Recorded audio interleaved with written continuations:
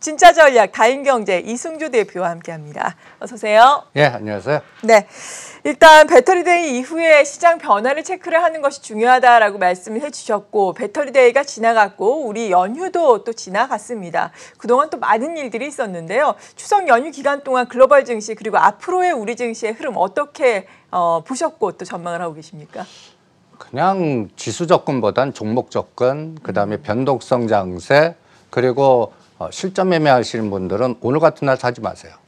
네. 예, 미국 시장 올랐다 뭐 할 때 오히려 걸리기 쉬운 자리입니다. 딱 그 나스닥 위치가. 그러니까 이런 생각하는 거죠. 어저께 오른 상승의 가장 큰 에너지가 트럼프 대통령의 퇴원, 그다음에 또 상원까지 또 재정 관련된 호재가 통과되지 않을까. 그러면 저는 이렇게 접근하겠습니다. 그게 통과 안 되면 그다음에 또 트럼프 대통령이 이게 너무 급한 거 아닌가 이러다가 고령해서 좀 나오셨다 다시 재입원하거나 퇴원을 안 하거나 있죠. 그러면 시장은 더 공포가 나오거든요. 네. 그러니까 항상 시장은 위치 파악을 해야 된다고 생각합니다. 그럴 때 저는 이러한 여러 가지 수많은 불확실성 속에서 이런 그림을 제가 배터리 데이 때 말로 설명했는데 이걸 한번 갖고 와봤습니다. 네. 이게 지금 가운데 있는 그림이 2,000개 이상의 상장되어 있는 모든 종목이다라고 생각하십시오. 네. 그러면 이 배터리 데이라는 어떤 이벤트가 딱 충격을 줄 때 전체 200개 종목을 8가지 세상으로 한번 나눠보는 겁니다. 상승률, 그러니까 상승 종목, 하락 종목, 이 이벤트가 들어왔을 때 실제 시장에서 어떤 건 하락하고 어떤 건 상승하는가. 오히려 이 상승하는 색깔의 에너지가 뭔가 파악하시는 게 더 중요할 것 같아요. 네. 즉 여기서 벌써 주도주는 결정이 된 것 같아요. 어떤 게 주도주인가요? 그때 한번 잠깐 설명했는데 이제 전장 사업, 자율자동차, 네. 그다음에 인재 반도체주가 가야 된다. 뭐 이러한 어떠한 후속적인 순환, 그리고 그동안 주도했던 종목들은 이제 하락으로 바뀌었다. 이제는 그동안 급등한 거에 대한 실적을 확인하는 과정으로 바뀌었다. 이렇게 진단을 해보겠습니다. 실제 네. 파동을 보시면 저는 이제 미국 시장의 테슬라는 350이나 그 부근에 오면 사서 450대 오면 파는 박스라고 생각하고요. 그다음에 여러분들 미국 시장에서 가장 투자를 하실 때 또 중요한 분들은 노상 미국에 있을 거 아니지 않습니까? 네. 그럴 때 한국을 갖고 왔을 때 이 달러 대비 원의 변화. 맞아요. 오늘 아침 방송 보니까 브라질 채권 그 환율 환차점 때문에 네. 뭐 7, 80% 손해났다. 이게 외국에 투자할 때 가장 문제가 되는 겁니다. 그럼요. 실질적으로 해외에서 운영을 잘했어도 돈을 원화로 바꿀 때 수익을 다 까먹거나 이럴 수가 있는 세상이 환차손이 발생할 수 있는 거죠. 그러니까 항상 외국에 투자할 때는 이 부분을 숙지하시면서 전략을 짜 보시고요. 그다음에 실제 23일 기준으로 상승률 상위 종목을 봐봤습니다. 네. 코스피 200입니다. 대한유화, 금호석유, 그다음에 코스맥스, 만도, 현대제철 어떤 느낌이 드냐면요. 오히려 그동안 소외됐던 중국 관련 연결고리의 소재주, 화학, 대한유화, 롯데케미칼 그리고 만도가 급등을 했습니다. 네. 만도. 자동차. 예. 그러니까 배터리 데이 이후에 처음은 미동이라든지 그리고 이거 반대되는 세상입니다.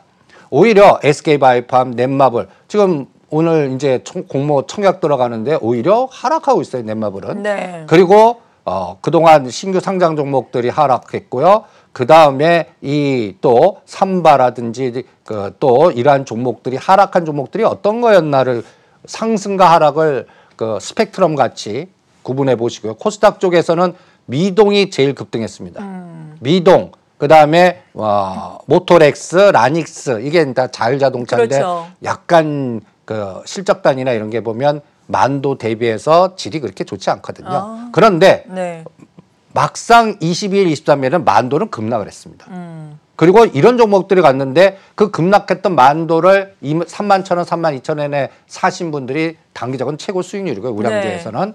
그다음에 하락 종목들 보시면 그동안 급등했던 종목들이 이제 실적의 불확실성이 나오는지 뭐 엑세스바이오라든지 그냥 성장이나 뭐 모멘텀만 갖고 급등했던 종목들이 이제 급락을 하고 있고요. 색깔이. 그다음에 코스피도 보시면 여기 보시면 인지콘트로스라든지 이런 종목들은 보시면 다 자동차 연결고리 이러한 흐름들을 여러분들이 검증하실 수가 있습니다. 그래서 이러한 데이터들을 쭉 보면 하나씩 볼까요? 네. 어느 정도 올랐나? 미동 모터렉스 그래프. 급격하게 올랐네요. 22일, 23일 대비해서 엄청나죠? 근데 차량용 시스템 반도체 관련도 그동안 주대점은 반대로 가고 있어요. 예. 그러니까 요새 종목 차별화가 굉장히 심합니다. 그러네요. 그러니까 제가 지수 접근보다는 종목의 위치를 파악해서 어느 단가 이상에서는 매매하지 마. 그러니까 결론은 오늘 만도 따라가지 마십시오. 예를 들어서 어저께 뭐 사모펀드가 엄청나게 샀다. 이거를 미리 31,000원, 2,000원대 파악하지 않으셨으면 정보의 비대칭성으로 오늘은 오히려 4만 원이나 4만 5천 원대에서는 오히려 잘 사신 분들의 차익 실현 구간이다. 이렇게 보시고 네. 만도를 급등할 때 순환이 나올 게 뭐가 있을까 오히려 생각하는 게 더 낫지 않을까. 이렇게 판단할 때 제가 약간 이게 이제 데이터입니다. 어저께 만도라든지 이런 자동차, 현대차, 기아차, 사모펀드가 만도를 46억을 샀거든요. 아, 어제 순매수 금액인 거죠? 예, 투신, 연기금, 사모펀드가 중심으로 산 종목들이 네. 어저께는 급등했다라고 보시면 됩니다. 그러면 저는 아까 SK 하이닉스 설명하셨는데요. 네. 저는 삼성전자나 SK 하이닉스는 매매하지 마라 그럽니다. 아, 그래요? 예. 반도체는 아직이다? 아니요. 그렇게 분석하지 말라는 얘기입니다. 간단히 네. 예를 들어서 삼성전자, SK 하이닉스는 같이 분석하지 말자. 이게 잘 접근이 안 되실 수 있습니다. 왜냐하면 네. 저는 장기판에 말같이 쓴다. 우리나라 삼성전자, SK 하이닉스는 오히려 이 타이밍 때 여과 연관된 중소형주의 부품단에서 그동안 삼성전자, SK 하이닉스 급등할 때 급락한 종목이 뭐가 있나. 네. 이런 거를 찾을 때 제가 이제 인공지능 AI에서 네페스라든지 어보 반도체라든지 뭐 심텍 요 빨간 박스를 끈 게 이제 이게 뭐냐면 산학협동입니다. 잠시만요. 저희 트럼프 미국 대통령이 지금 조기 퇴원을 하고 있다라고 하거든요. 지금 한국 시간으로 7시 39분이니까 현지 시간으로는 6시 39분이 되겠습니다. 지금 월터 리드 군병원 입원한 지 사흘 만에 조기 퇴원하는 영상이 확인이 됐었는데 이로써 또 미국의 지수 같은 경우에는 간밤에 오름세를 나타냈었죠. 앞으로 트럼프 미국 대통령의 건강 동향이 무엇보다 중요하다라고 말씀을 해주셨는데 계속해서 저희가 지켜보면서 또 투자 전략 세워보도록 하겠습니다. 인공지능 관련된 섹터가 그러니까 다음 주자가 될 것이다라고 설명을 해주고 계셨는데요. 그렇죠. 이게 이제 차량용 반도체나 이게 5G 그러니까 차량용 자율자동차가 간다는 건 통신이나 시스템 반도체, 인공지능이 다 연결돼야 되거든요. 네. 그래서 오히려 만도라든지 그동안 갔던 그 전장 사업 관련된 종목들은 단기 차익 실현하시는 게 어떻겠나라고 생각이 들고 위치상 네. 오히려 반도체 중에서 오히려 빠졌던 종목들 중에 몇 가지 그래프를 한번 보시죠. 지금 네페스라는 종목도 이게 29,000원, 3만 원에서 지금 쌍바닥입니다. 그러니까 요게 순환이 나오나. 네. 즉 요번에 쌍봉 자리 고점을 돌파하는 에너지가 삼성전자 어닝 서프라이즈 나오면서 같이 동반해서 나오나 요거를 체크하시는 게 위치로서는 오히려 이게 더 좋고요. 그다음에 심텍이나 그래프들이 다 비슷합니다. 그다지 좋지 않네요. 고점에서 조정을 받았네요. 그러니까 반도체나 이런 쪽 소재 쪽은 오히려 삼성전자, SK하이닉스만 받쳐놓고 그동안은 못 가고 그냥 지그재그만 주는 그런 장이 특징이 나왔는데 이게 이제 전장 사업 자동차 부품단 같이 한번 순환이 나오나 보겠습니다. 그리고 가장 제일 못 간 게 이런 종목들입니다. 그렇죠. BH나 원익 RPS. 저는 삼성전자 실적 발표하고 이 종목들이 실적 발표하는 그 갭 사이에 이 장이 더 가려면 이 종목들의 순환이 나오나 오히려 이걸 더 보겠습니다. 그러니까 여러분들이 지금 장은 저는 종합주가 지수는 쳐다보지 말라고 그럽니다. 연말까지는. 불확실성, 변동성에 아까 삼성전자, SK하이닉스를 장기판에 말로 사용하는 장이니까 오히려 그거를 분석하고 옵션 양매수 전략이라든지 오히려 그걸 이용해서 삼성전자 오를 때 오히려 빠진 IT 부품단에서 순환이 뭐가 나올까 이건 노리는 게 낫다라는 그런 전략으로 권해드리고 싶고요. 그다음에 위치 파악이 굉장히 중요합니다. 그래서 BH 2만 원과 2만 1,000원 그리고 2만 5천 원과 6천 원을 뚫어줘야 저는 추세 상승으로 보겠습니다. 이번 장. 그러니까 지수단은 그냥 2350을 놓고 밑으로 100포인트, 위로 100포인트가 그냥 어떤 이벤트에 의해서 저는 금년 말까지 계속 지속되고 그 코스에 삼성전자 SK하이닉스는 이용당할 거다. 이렇게 판단하겠습니다. 네. 그리고 앞서서 트럼프 미국 대통령 병원에서 사흘 만에 또 퇴원을 하는 모습을 저희가 실시간으로 영상으로 보여드렸는데 이 소식으로 인해서 간밤에 미국 증시 오르기는 했잖아요. 이 시각 현재 열리고 있는 미국의 지수 선물도 소폭이나마 강보합권에서 움직이고 있는 상황인데 미국 증시의 지금 지수대는 어떻게 보세요? 딱 그 뭐랄까 애매한 상단에 와 있다. 그러니까 저는 태원 에너지를 벌써 트위터로 알리셨으니까 네. 그 시장은 그렇죠. 벌써 오히려 그 재료는 다시 또 재입원하는 리스크가 나오면 그 다음에 지금 그 백악관 이너서클의 그 분들이 계속 확진이 확산됩니다. 맞아요, 계속. 예. 네. 그러니까 이게 이제 상원의 일정도 건드리나 저는 이런 걸 더 걱정하겠습니다. 노출된 것보다 네. 이게 이제 여파가 어떻게 바뀌나. 그리고 미국 증시도 지수 접근을 안 합니다. 저는 연말까지 미국 시장은 미국의 대권 불확실성이 완전히 제거될 때까지는 이번에 이제 1500에서 지지했습니다. 여러분들 그냥 이렇게 봅니다. 요 떨어진 진폭 고점 돌파 못할 것 같고 네. 요 하단은 지지할 것 같고 그러면 두세 달 동안은 그냥 지그재그 파동. 그러니까 한 1500과 1700은 하단. 11,300과 11,000 여기 보시면 제가 이럴 때 4등분 하는데 여기를 봐주시기 바랍니다.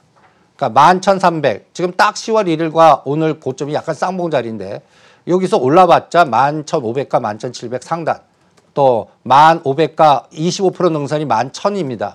요 안에서 두 달간 이벤트에 따라서 왔다 갔다 하는 장만 나오지 추세 상승, 추세 하락은 하지 않을 것 같다. 이게 대충 한 두 달간 그러니까 미국 대선의 결과가 확정될 때까지 이런 현상이 계속될 거라고 판단하니까 미국 증시도 오히려 위치 파악이라든지 박스 전략을 수립하시는 게 어떻겠나.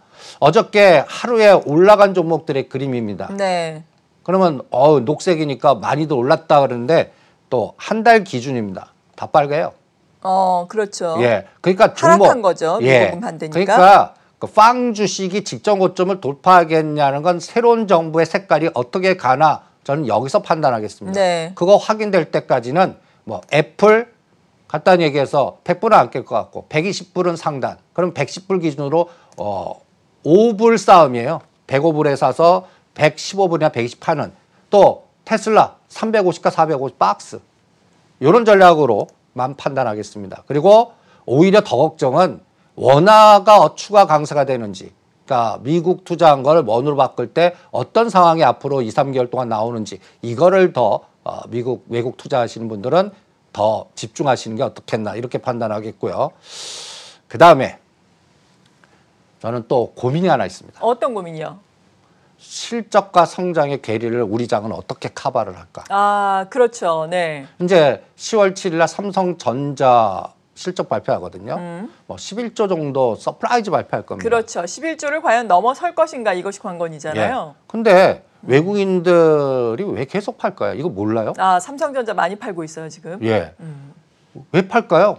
아니 이렇게 어닝 서프라이즈인데 외국인은 왜 팔까? 제가 그래서 분석하지 말라는 얘기예요. 네. 전에 외국인이 삼성전자 2,200만 주 살다 그럴 때 제가 어떻게 분석을 했죠? 이제 그거 엎어치기 들어가나 파생시장에서 변동성으로 이용하나 그걸 분석해서 대응하십시오라고 해드렸다면 그 사이에 6만 1,000원에서 5만 7,000원 죽였습니다. 그러면 이제 삼성전자 고점은 어디서 판단하느냐? 파생시장에서 판단하는 거예요. 그리고 중요한 게 제가 이 그림에서 한번 쭉 보시기 바랍니다. 네. 요새 자동차에 대한 그 뭔가 우호적인 기사들이 굉장히 많이 실립니다. 요새. 그러면 넌 이걸 보고 실전에서는 이제 먹을 거 없다 이렇게 판단합니다. 네. 오히려 자동차는? 아니 기아차를 25,000원, 3만 원대 안 사고 5만 원대 왜 사십니까? 뭐 이런 논리죠. 네. 그러면 기아차보다 상대 수준이 좋을 거는 부품단에서 계속 순환이 나올 거다. 그러니까 기아차만 45,000원에서 55,000원에서 그냥 왔다 갔다만 해주면 그 타이밍에 뭐 전장 사업이든 자동차 부품단이든 중소형주 중에서 거기선 반드시 지켜야 될 게 있습니다. 실적이 우상향돼야 돼. 네. 그러니까 실적이 뒷받침 안 되는데 모멘텀을 갖다 그러면 저는 10월, 11월에 오히려 그런 종목들을 급락할 거라고 봅니다. 그러니까 같은 자동차 부품단에도 실적과 성장의 이 5차의 흐름을 잘 체크하시면서 위치 파악하는 게 중요하다. 이렇게 판단해야 되겠습니다. 그리고 나는 삼성전자, SK하이닉스는 우리 시장은 간단히 얘기해서 장기판에 말로 사용한다. 이런 네. 표현을 해드리지 않습니까? 이번에 300일 9월 24일 때 제가 가바닥을 찍었다라고 그랬습니다. 그리고 이제 삼성전자 이용해서 상승시키냐. 그럴 때 우리 눈에는 삼성전자 매도 선물 매수로 보일 거다라고 설명까지 해드렸습니다. 네. 이제 그 엎어치기가 10월 7일 확정된 요 코스에서 11월 3일 이 미국 대선 때까지 우리 눈에는 삼성전자 막 이제 외국인이 빨간색을 사는 거예요. 그런데 실제는 파생시장에서 공격당하나 한번 보시기 바랍니다. 이게 이해가 안 되시는 네. 분도 계실 거예요. 아니 삼성전자를 사는데 어떻게 파생시장에서 공격당하나. 그러면 다른 삼성전자 하나당 8개의 다른 종목이 떨어져야 간단히 예를 들어서 균형이 됩니다. 그러면 다른 것들의 변동성이 더 커진다는 논리죠. 그러면 그동안 상승했던 종목들의 롱에서 숏으로 바뀌나 체크해보라는 얘기입니다.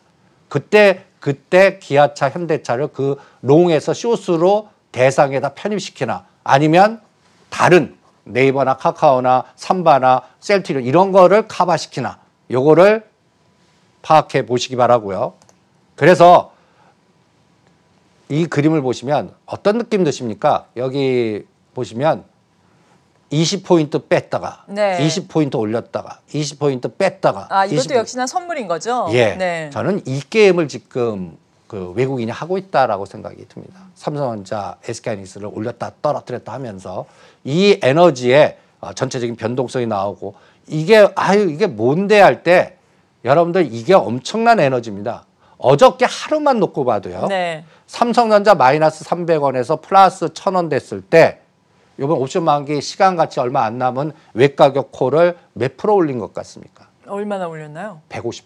아, 네. 하루 만에.